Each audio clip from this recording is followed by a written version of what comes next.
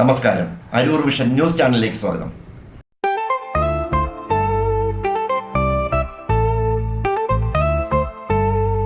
അരൂർ ഹരിതകർമ്മ സേനാംഗങ്ങൾക്ക് mobile ഫോണുകൾ അനുവദിച്ചു.